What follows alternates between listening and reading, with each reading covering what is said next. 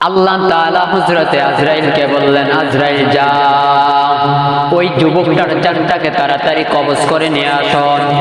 আজরাইল দৌড় মারছে, আল্লাহর অর্ডার পায়া গেছে। আল্লাহ তাআলা যখন আজরাইলকে অর্ডার করলো, ওই যুবকটা একটা ঘোড়ার মধ্যে পালকির মতন উঠিয়া সামন দিকে হাঁটা শুরু করছে। হযরতে আজরাইল পিছন দিয়ে ডাক দিয়ে বলে, যুবক একটু দাঁড়াও। ওই যুবক ডাক দিয়ে বলে, এরে বিদ্যা, এখন আমি তোমাকে কোনো কিছু দান করব না, তাড়াতাড়ি তুই আমার সামন দিক থেকে চলিয়া যা। আজরাইল বলে, একটু আমার কথাটা তুমি শোনো,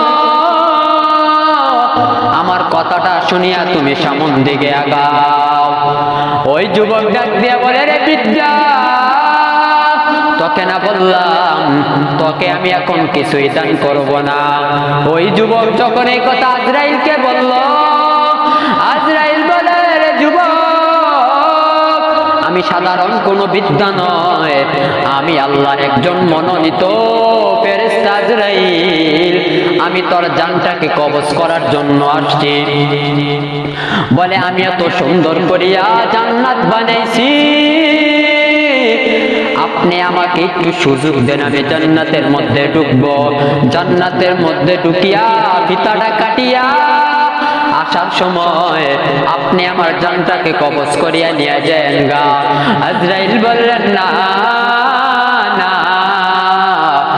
আমি তোমাকে আমার আল্লাহর অর্ডার ছাড়া জান কবজ করে ফেলবো। আমার আল্লাহ আমাকে আদেশ করছে, এজন্য আমি তোমার জানটা কবজ করব।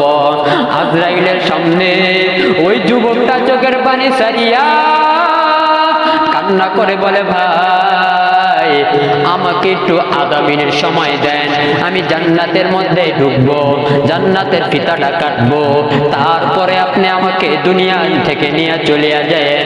আজরাইল বললে, তাহলে একটু অপেক্ষা কর, আমি একটু আল্লাহর সাথে কথা বলে আসি।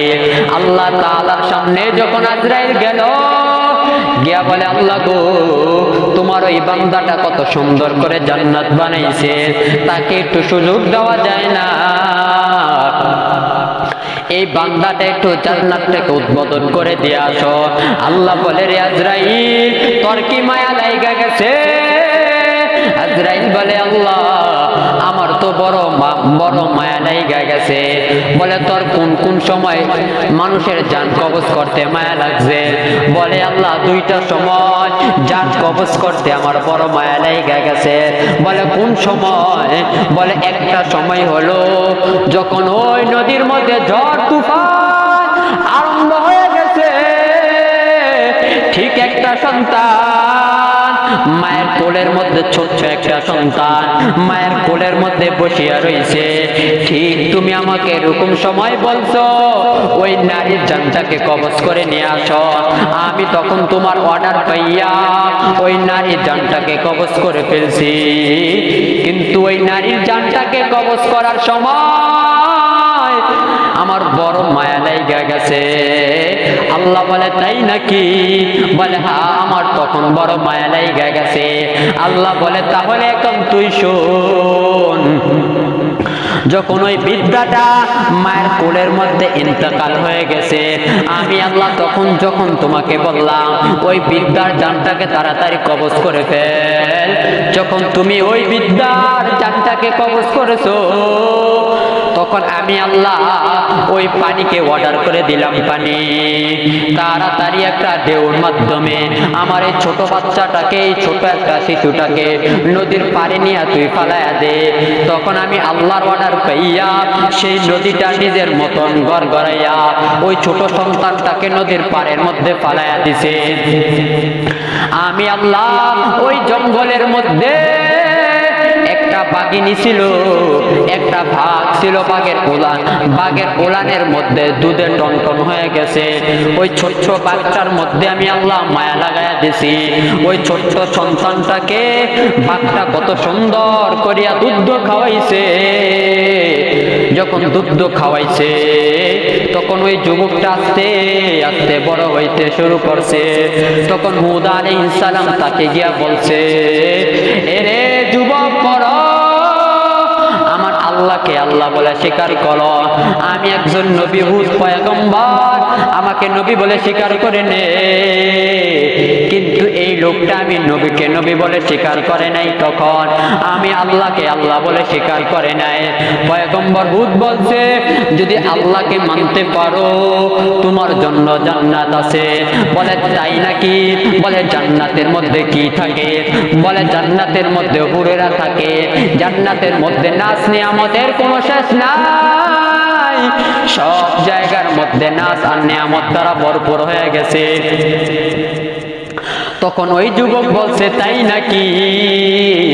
তোমার আল্লাহ যদি জান্নাত বানাইতে পারে, আমিও জান্নাত বানাইতে পারি, আমারও সেই ক্ষমতা আছে। বলে তাই নাকি? তখন আল্লাহ তাআলা আমার সাথে নাফরমানি করিয়া এই লোকটা এই শয়তানটা একটা জান্নাত বানাইছে, 800 বছর লাগাইয়া একটা জান্নাত বানাইছে। সেই জান্নাতের মধ্যে বেশ্যা নারীদেরকে হুর বানাইছে, নাচ নিয়ামত দ্বারা পরিপূর্ণ করে দিছে।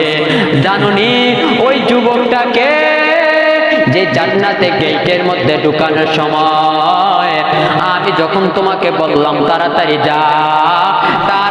যা, ওই শয়তানটার জানটা কবজ করে ফেল।